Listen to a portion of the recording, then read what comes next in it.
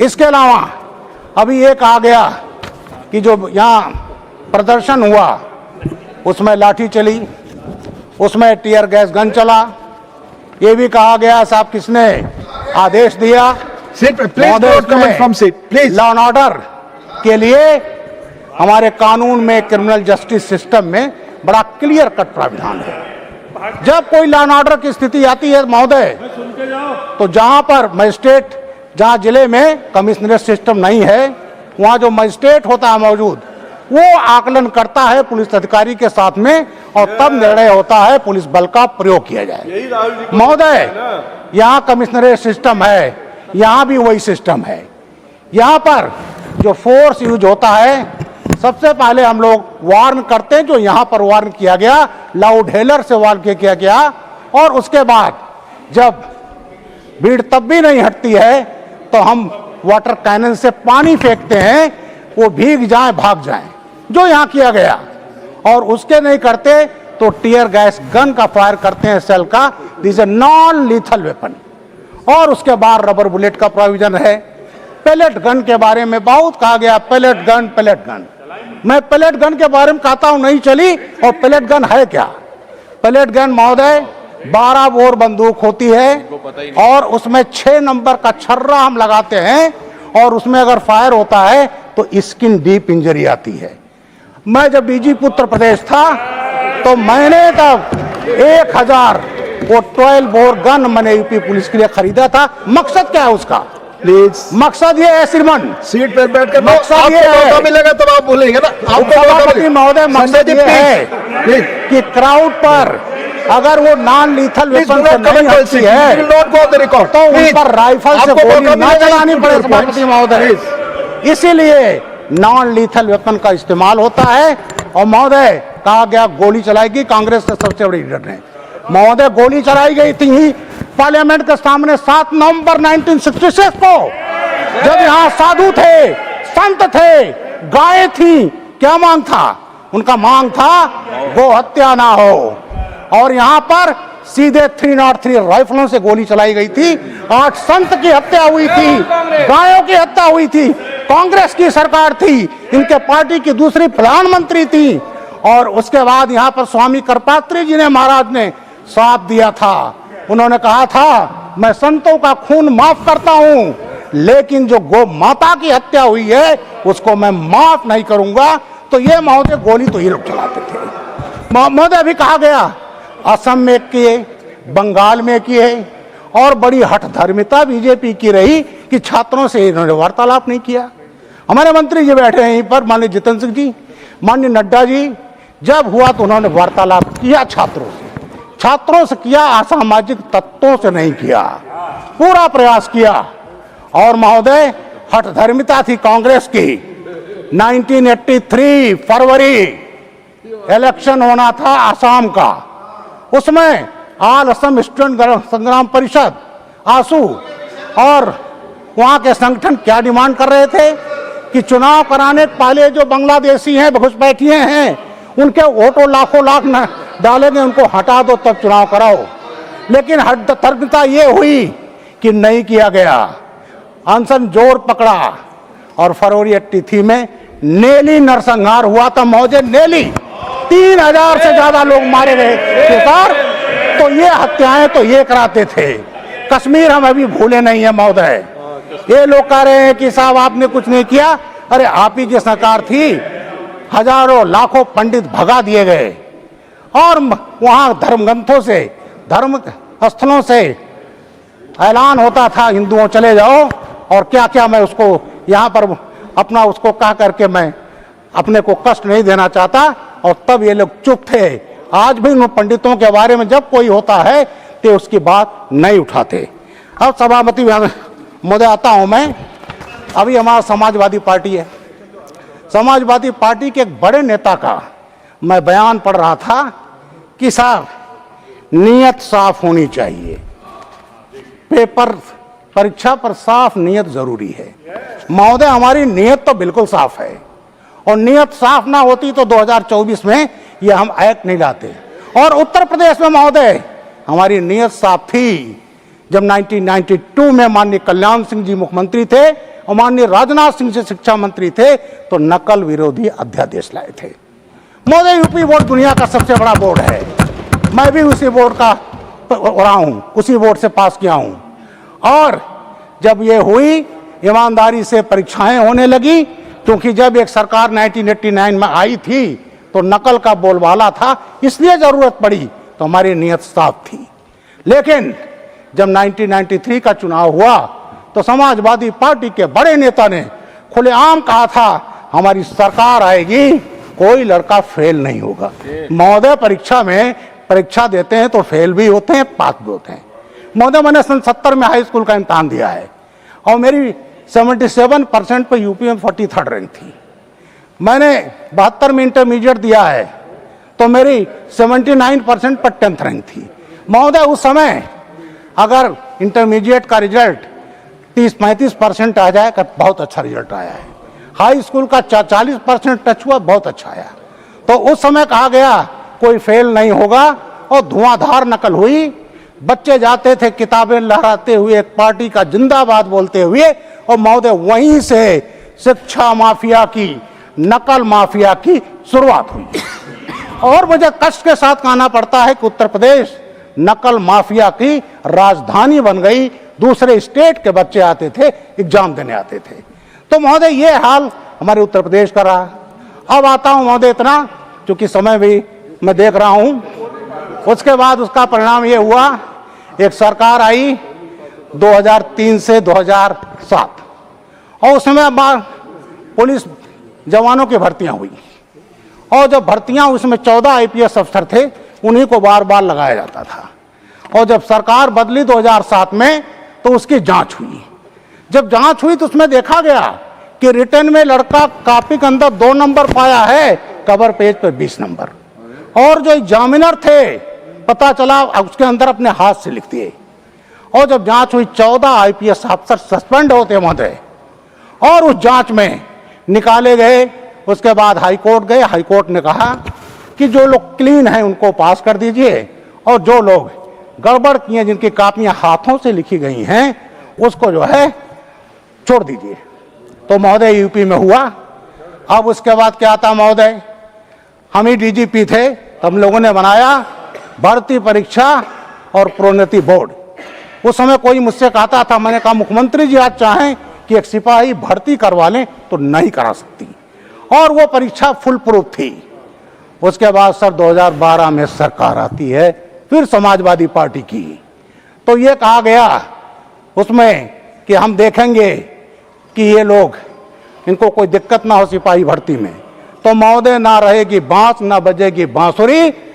परीक्षा जो होता था रिटर्न एग्जाम, जिसमें मिनिमम क्वालिफिकेशन इंटरमीडिएट है, रिटर्न खत्म कर दिया गया और केवल जो कुछ फिजिकल होता है, गेंद फेंका 20 फीट लिख दिया 60 फीट, और वो किया गया और वो करके लिखित परीक्षा ही खत्म कर दिया गया।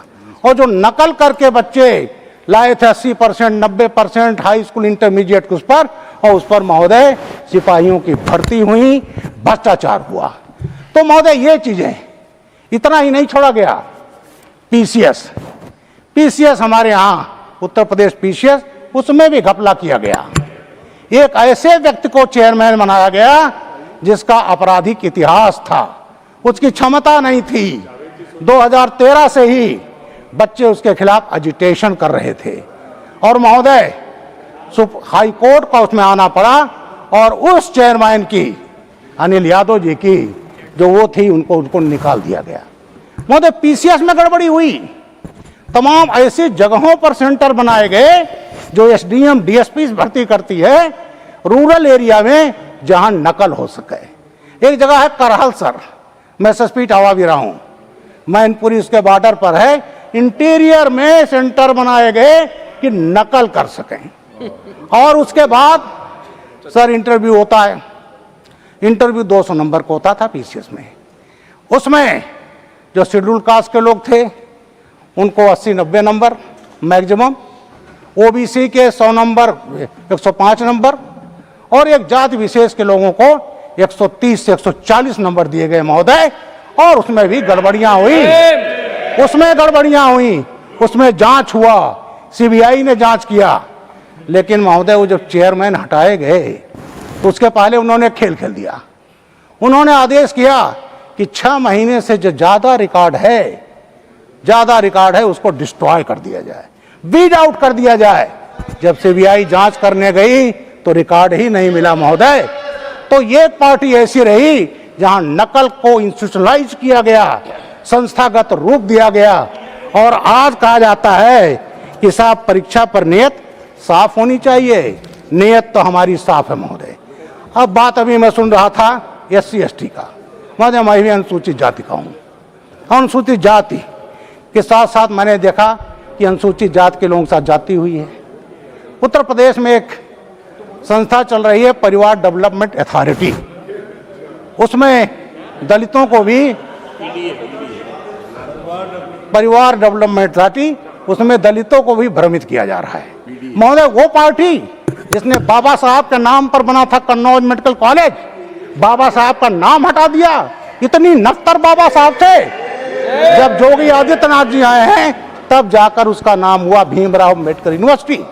लखनऊ में जनेश्वर मिश्रा पार्क है महोदय, 376 एकड़ का पार्क है महोदय, उसका नाम था भीमराव अंबेडकर ग्रीन गार्डन। जैसे ही 2012 में पार्टी पावर में आती है, बाबा साहब की नाम पट्टिका नोच कर फेंक दी गई महोदय, और हो गया जनेश्वर मिश्रा पार्क महोदय। इतना नहीं, अभी गुरु पूर्णिमा थी, मैं संत श्रीमद रविदास जी को कोटि कोटि नमन करता हूँ। वो हमारे प्रधानमंत्री जी के कॉन्स्टिट्यूएंसी वाराणसी के, काशी के, सीर गोवर्धनपुर के जो उनका जन्म स्थान है। हमारे प्रधानमंत्री जी वहाँ गए, कई बार गए, हमारे योगी आदित्यनाथ जी गए, और वहाँ गए पहले और पार्टियों के लोग नहीं जाते थे। और एक जिला है महोदय बनारस का भदोही, भदोही जिले का शिक्षा जुड़ा महोदय इसमें, और भदोही का नाम था पॉइंट ऑफ ऑर्डर पे संत रविदास नगर। ऑर्डर पे है मिस्टर मनोज झा, प्लीज। हाँ Manoj ji, please please rule, point of order rule. Thank you so much. Under Rule 110, that pertains to scope of debate. पूरा देश देख रहा होगा। संजीदगी कहा honourable chairman has made clear generation देख रहा होगा। Please take your seat. जिन्होंने please take your seat. You continue ji महोदय। प्लीज। तो आज माननीय सदस्य को प्लीज, माननीय सदस्य जिले का नाम डिबेट आरंभ होने के पहले ही माननीय चेयरमैन ने इन सारी चीजों के बारे में आपको बता दिया। वो आप सबके लिए एप्लीकेबल है, आप सबके लिए एप्लीकेबल है। प्लीज। भदोही का नाम दो रखा संत रविदास नगर, दलितों का सम्मान महोदय। जो उत्तर प्रदेश में भर्तियां हुई हैं, 9 लाख भर्तियां हुई हैं, कोई जांच नहीं, क्लियर और बिल्कुल ईमानदारी से हो रही है। पुलिस में 2,38,000 भर्तियां हुई हैं महोदय, और उसमें महिलाओं की भागीदारी करीब 40 लाख है। और योगी आदित्यनाथ जी ने 3 महिला बटालियन बनाई महोदय। PSC प्रोविंशियल आर्म्ड कॉन्स्टेबलरी, देश की सबसे बड़ी पार्लियामेंट्री फोर्स है स्टेट की, मैं भी उसका DG भी रहा हूँ। और उसमें क्या बटालियन बनी गई है? अवंतीबाई लोधी बैकवर्ड, ऊदा देवी पासी 1857 की वीरांगना, उनके नाम पर बटालियन, और झलकारी बाई कोरी, उनकी बटालियन बनाई गई है। महिलाओं की जो पहली बार ये हुआ है बटालियन बनाई गई और उसको सम्मान किया गया।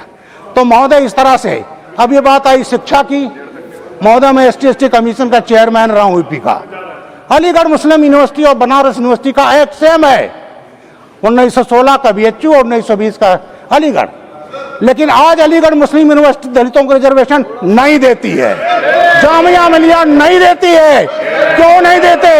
सेंट्रल यूनिवर्सिटी है, भारत सरकार का, हमारे सबका जो टैक्स का पैसे चलता है, लेकिन दलितों को हमारे कांग्रेसी भाई नहीं बोलेंगे उस पर, समाजवादी नहीं बोलेंगे कि दलितों को क्यों नहीं दिया गया। अगर दलितों को दिया गया होता तो आज हमारे हजारों इंजीनियर डॉक्टर ये होते, जो इन्होंने वंचित कर दिया। और हमारे कांग्रेसी भाई इतने दिनों तक रहे, आजादी के बाद इनके जितने मिनिस्टर्स हुए, एजुकेशन मिनिस्टर हुए, चाहे वो मौलाना अबुल कलाम आजाद हो, चाहे वो नूरुल हसन साहब का हो, चाहे हुमायूं कबीर हो, किसी ने ध्यान नहीं दिया और सुप्रीम कोर्ट ने एक निर्णय दिया था 1968 में कि आप धर्म के नाम पर, जाति के नाम पर नहीं कर सकते। सर, सुप्रीम कोर्ट का निर्णय भी नहीं माना गया, उस पर ये नहीं बोलेंगे कि दलितों को रिजर्वेशन को क्यों नहीं दिया। थैंक यू, बहुत बहुत धन्यवाद सब। हाँ, एक चीज और बोलना चाहता हूँ सर। अभी एक संजीव मुखिया का नाम बताया गया। थैंक यू महोदय, ऐसा है इन्वेस्टिगेशन में जब हम करते हैं तमाम देखेंगे नामजद होते हैं, नामजद होने से कोई मुलजिम नहीं हो जाता। जब इन्वेस्टिगेशन होता है थारो तो उसमें तय होता है कौन मुलजिम है कौन नहीं। अब तक फाइनली चार्जशीट लगती, जहां मुखिया की बात है उसको उठाया गया, जांच किया गया, लेकिन सीबीआई को उस नीट की परीक्षा में असंलिप्तता नहीं। लेकिन बिहार के और केस में था, वो जेल में था, जेल में गया, वो भुगत रहा है, लेकिन इस चीज को बताया गया कि साहब छोड़ दिया गया, ये फर्जी नैरेटिव है। तो ये कांग्रेस पार्टी ये सब तो फर्जी नैरेटिव गढ़ने के माहिर है। सभापति, बहुत बहुत धन्यवाद, बहुत बहुत धन्यवाद। Your point of order rule Yes, rule under 240. 240 There is a, sir, I there- made clear, yes. there is a limit to everything. There is a limit to everything. This forum cannot be, election speech, no. One cannot make an election speech here. This is exclusively out of the माननीय सदस्य, सभी पक्षों को इसका ध्यान रखना है। Honourable chairman No, has sir. made it clear. This will not go No, no, please. this is irrelevant, irrelevant. Shrimati Sagarika Ghosh ji, nothing, please. Please. नहीं, प्लीज। अच्छा, Thank you, sir. Please 1 minute Sagarika ji. So please pause my time. क्योंकि Sir, please. जब कोई rule point of order उठाते हैं तो आप normally समझ देते हैं। अभी संतोष जी ने भी पॉइंट ऑफ ऑर्डर का जिक्र किया। पॉइंट ऑफ ऑर्डर तो आप देते हैं, मगर अगर वो पॉइंट ही नहीं है तो फिर ऑर्डर कैसे होगा? ये प्रोफेसर साहब ने जो उठाया उस समय उठाना चाहिए था जब खरगे जी बिल से बाहर पूरा भाषण दे रहे थे, तब आप ये पॉइंट ऑफ ऑर्डर उठाना चाहिए था। ये तो जवाब दे रहे थे। आप इसलिए रूल का दुरुपयोग मत कीजिए। Thank you Sagarika ji. No, only Pause my Sagarika time. Ji Please pause my time. Speak. Sagarika ji